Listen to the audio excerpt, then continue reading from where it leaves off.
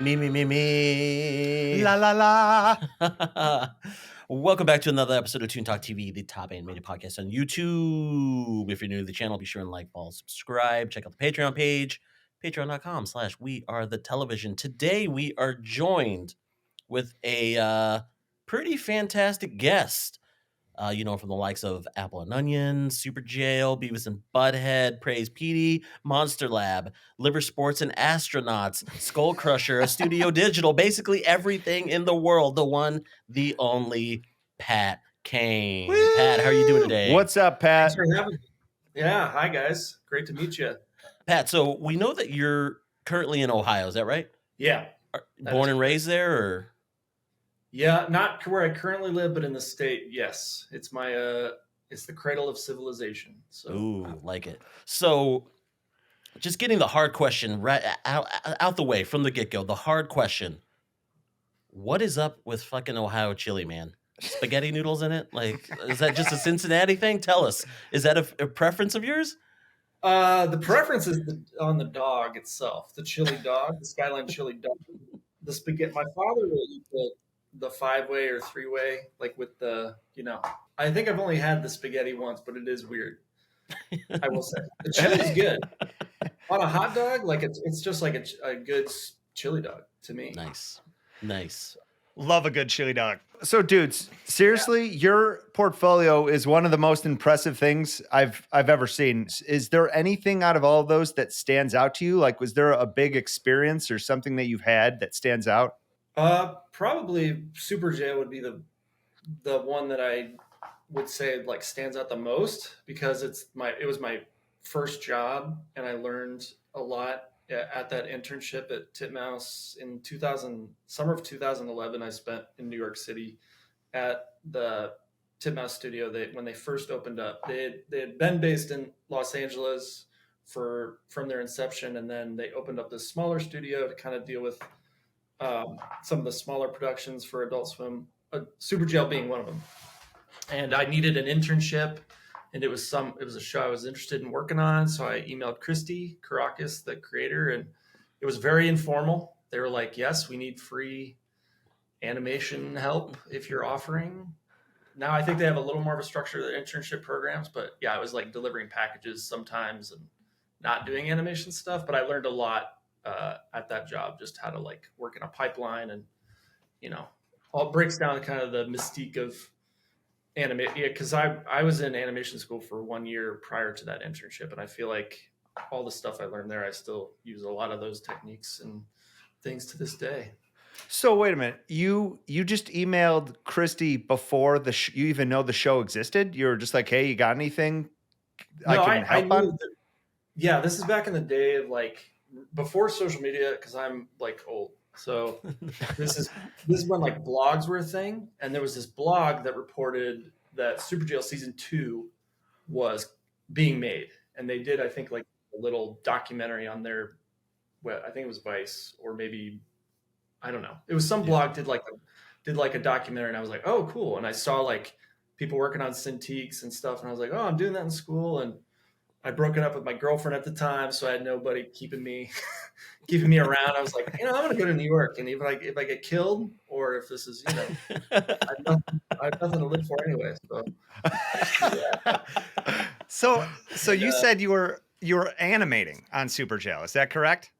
So what I was doing was like cleaning up rough animation. So like there'd be, just it was pretty clean anyway, but they had a very specific line weight that they were cleaning up at, and they just needed a lot of hands to help clean it up. So I didn't do any animation.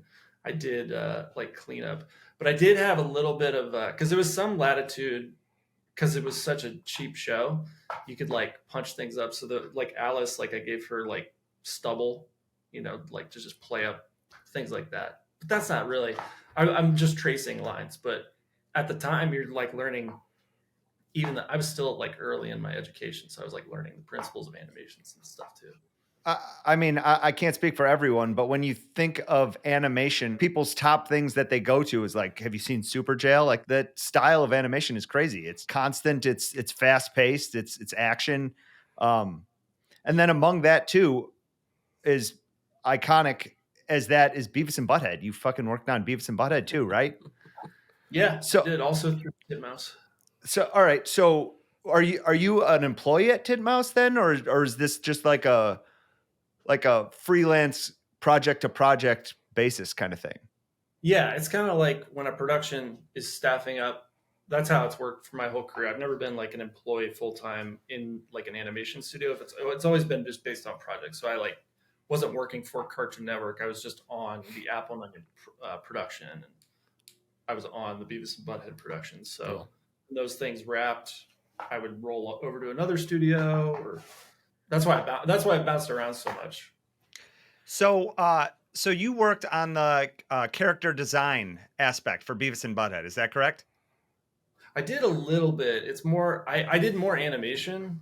I worked on the movie and then a little bit on the series doing retakes, which is like when they ship animation overseas, they send scenes that need fixed back. So retakes are like you're just doing just that, like redrawing things or putting things on model.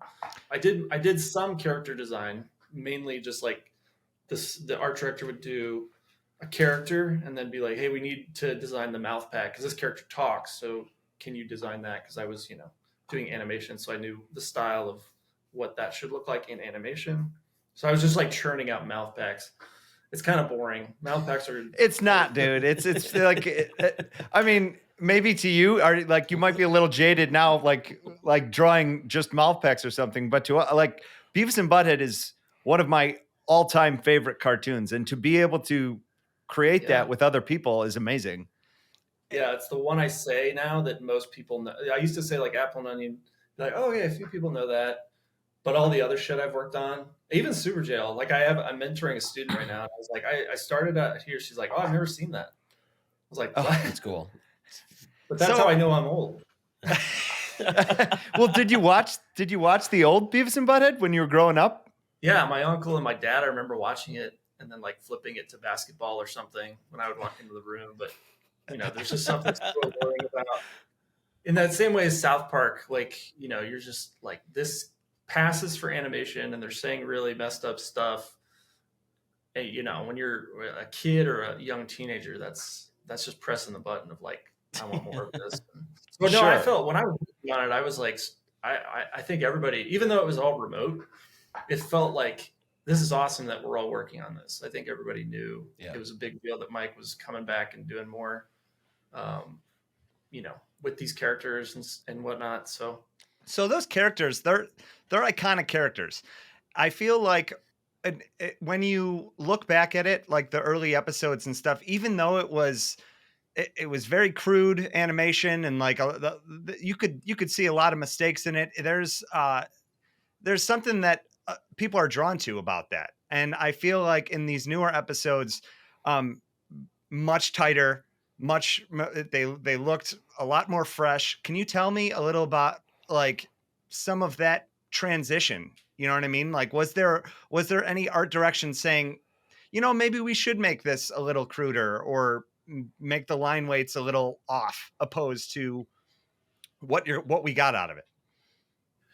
That is a great question, and I would speak more on it, but I wasn't in any of those art direction meetings. Gotcha. But I will say this is documented on the art director Shy Lowry or Lori, shout out art director of the show. He posted a bunch of he's posted like a lot of stuff, and then he said, I think he was like, it would have been cool to like try the old style, but for some reason they wanted to go the more realistic route with like those background characters. I assume that's like kind of along the lines of what you're asking. Yes. Right?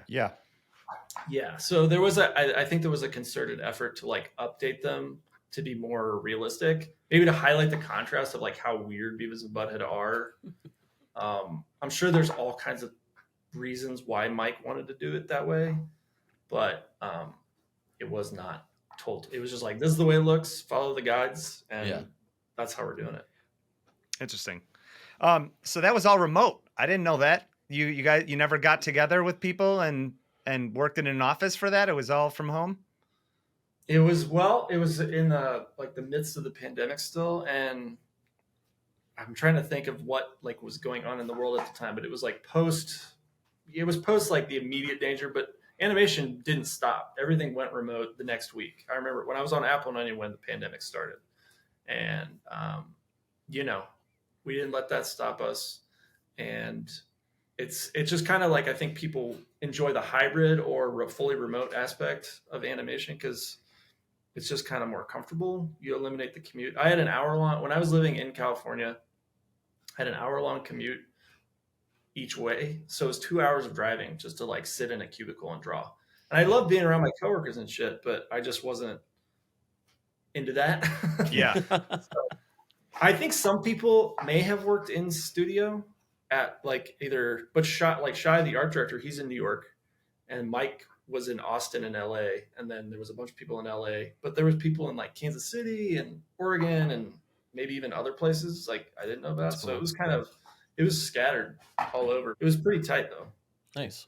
So I know a lot of our audience, they're independent animators. A lot of them have not had the chance to work for major networks or massive projects like the ones that you've worked on.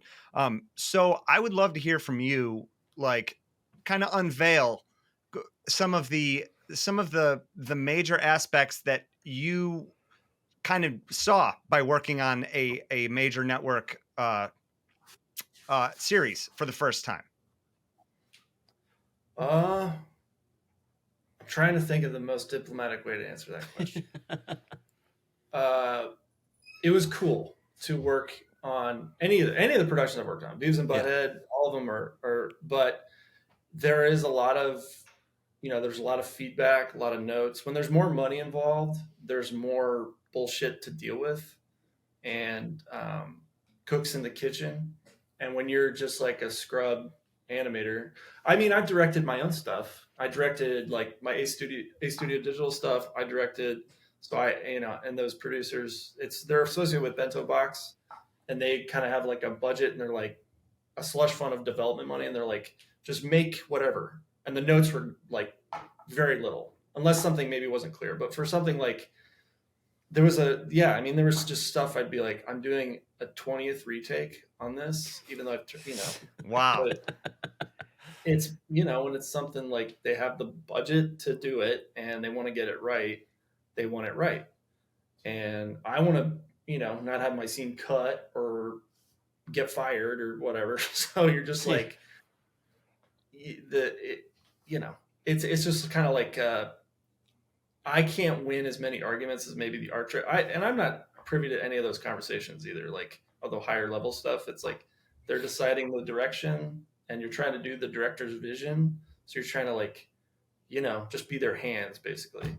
So it's a balance, but it's tough, to try to, I think eventually once you start working in it a bit, you get like the style of a show and all that. And, it's still great, but there's definitely like a challenge when it comes to like working for yourself and making your own stuff and your own voice to trying to get somebody else's vision across.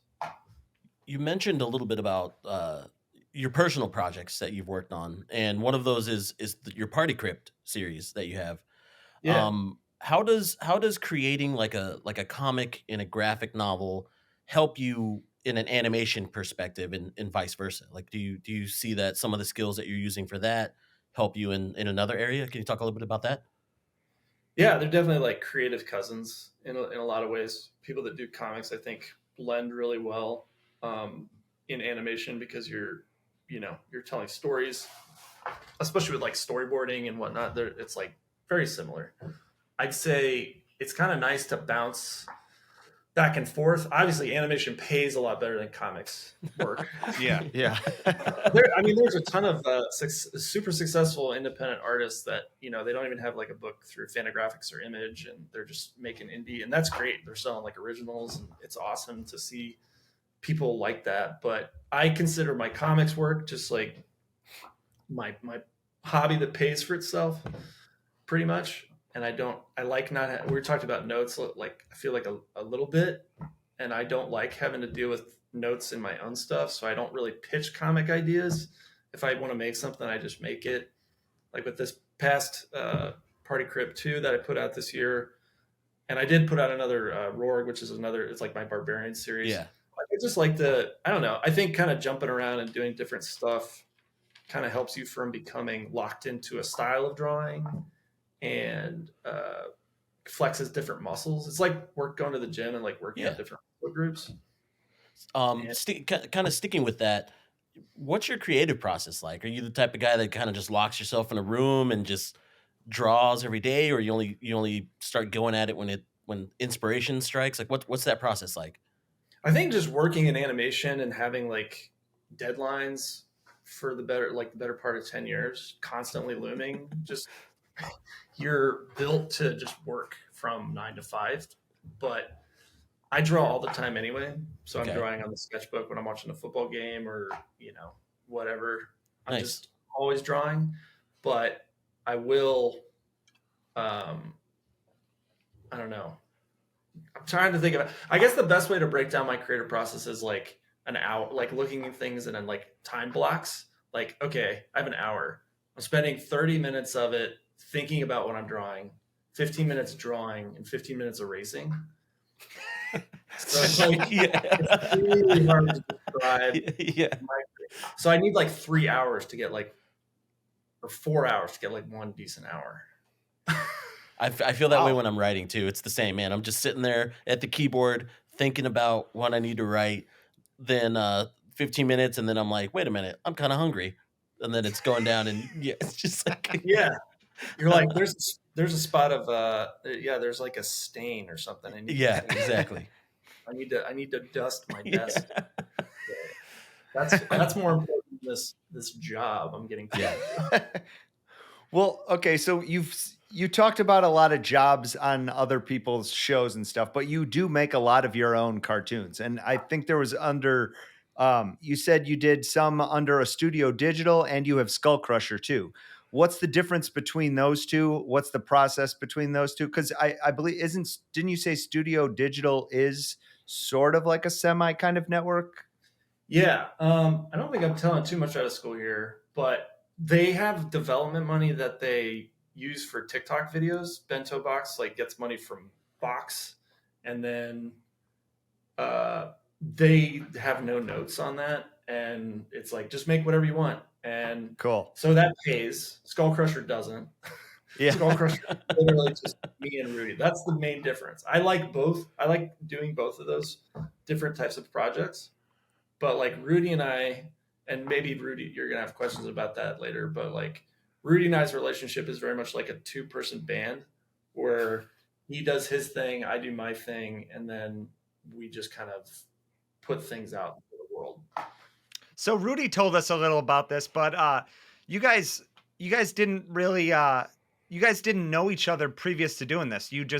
I know one or the other reached out to each other after seeing work and just decided to collaborate. Is that correct? What I'm saying there? Yeah. Rudy, I'm trying to think. The origins were like Rudy commissioned me for maybe some character designs he was doing, because he was just trying to get like stuff on social media with like characters, and here's me doing a voice of a character, and he would commission artists to draw. He'd have a prompt, or I think even he was like, when he commissioned me originally years ago, he was just like, draw whatever you want. And I drew like 2 characters, and he did voices for him and posted them. But then I was writing this script for this short, Boo Boo the Boo Boo Kisser, which is about a clown, like hilarious a clown, Pennywise clown that gets caught up in like it's kind of got like this narrative of like overreaction and not understanding the full situation and getting police involved. There was like layers of social commentary, but it is just a dumb cartoon about like this clown kissing children on the face. But I was like, I'm not a sound guy, and I'm not like an actor. I can write a little bit, but I draw mainly and I direct. So I knew Rudy was like getting into doing like radio plays, and I think he was. If we hadn't have done SKULLCRUSHER, I think he was going to do like radio play, which is like you have sound effects and maybe like still images or something. He hadn't really like committed to that, because this is like years ago. And then when we started doing SKULLCRUSHER, he was like, oh cool, like I can start just making shorts. But for Boo Boo, that was our initial collaboration. I just paid him to do like sound work and acting. And then after that was done, I was like, we should keep going. Like, we should keep doing this. But we didn't want to like keep, it'd be stupid to like, I'm going to Venmo you, you know, $20 to do. Yeah. So we were just like, let's make a new channel. And let's just like, if it ever turns into anything, we have like 50-50 equity in it. Oh, that's great. That's what we'll do. Smart. Yeah. Yeah. So this all this work being project to project for you, what do you do in between projects, and do you have an outlet for fun outside of just drawing? Yeah, I'm in between projects. I'm looking for other projects. Okay. yeah. This past year has been challenging, just with all the strikes and whatnot in the industry. There wasn't a lot going on. I got a little bit, but hopefully now, and it seems that there's people reaching out about things ramping up in 2024, and so hopefully it'll be, I'll be busy. But basically this year I've just been working on comics, on SKULLCRUSHER, and like a little bit of painting, all kinds of just art projects. Nice. I remember back I feel like it was during the pandemic. Were you doing a daily comic that was just like a crude, like no color, like 4-panel type thing, and it would just keep going every day? Yeah, I originally was going to do like 300 pages of that because it was a mystery called, and it ended up being called Peace Be With You. It's on my Etsy if you want to check it out. Okay, cool. Batstains, Etsy, Batstains, whatever. You'll see it. But anyway, it ended up being, I think, like maybe 60 entries, so like 2 or 3 months of entries compiled together. Shit. I was doing that. I'm gonna do another one. I think I'm gonna like put it behind like a paywall, but I've got another like crude mystery suspense thing that I'm gonna put a lot of together. stuff cooking. Always. Nice. Yeah. Nice. Well, you asked about hobbies. I don't have many, but I do run a lot and I gamble. Oh, love it, dude. Love it. Awesome. Like on what? Like sports? It's just like sports gambling? Or okay, all right. It's so fun. Like you're watching a game, you're like, yeah, they're not gonna hit the under. What's the you hit any parlays? What's the biggest parlay you've hit? Oh shit. Because I can tell you how many parlays I've lost, but I can't tell you how many I've hit. Hits like not even as funny though. I think like there was one I did like a 9-leg parlay for like it was like the NBA, and I think 8 of them hit and 1 didn't, and I was like, and you don't want to chase your losses, but you're just that's so tantalizing. Like, so when me and Fred hit the White Sox stadium, we start making a whole bunch of little parlays when we're sitting in the stands. It's a good time. It's fun. It's a good time. So Pat, we always like to close out by asking our guest the question of, what content are you consuming right now? What cartoons or shows or books you're reading? So what do you got? Books. I'm reading New Gods by Jack Kirby. Like he that whole Dark Side and Orion. I'm finally getting around to reading that. I think I'm going to use that as like I have an idea for a 4th Rourke book that I think I'm going to model after that arc of like going from that fantastic world of the Blood Swamp that Rourke has been in for 3 books, and maybe doing some stuff in our world and what that looks like. And then I'm watching shows, What We Do in the Shadows, Love that it. vampire show. Cool. Love it. Cool. Love it. So good. And Letterkenny, Shorzy. Nice. Shout out Shorzy. It's probably my favorite show right now. And movies, what did I just see? Napoleon was tight. Haven't seen it. Nice. Haven't seen it. I'm waiting for that to hop on Apple TV, man. I'm waiting for it. Yeah. I watched it. I went to the IMAX to see it because I wanted to see all the glints on the cannonballs and stuff. Nice. It was my next nice. IMAX, or well, actually, our next IMAX showing is Dune 2.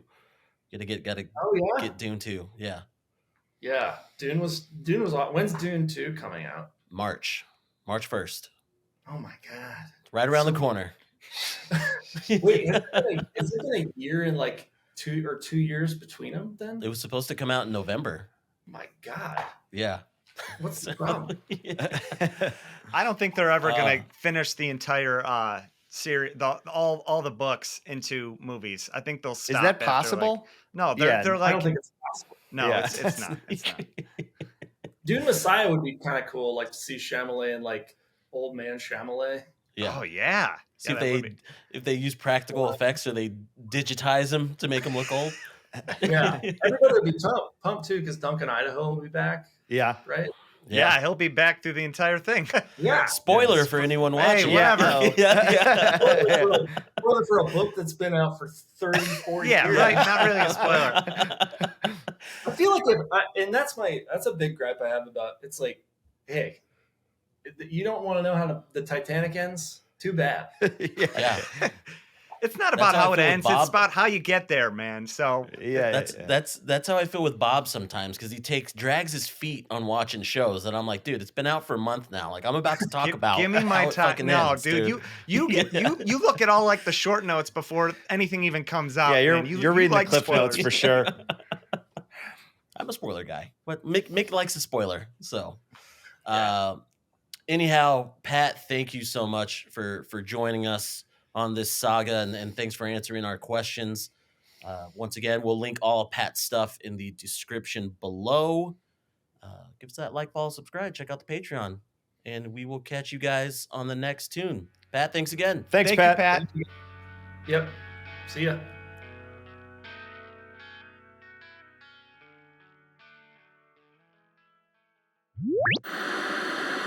Reality television.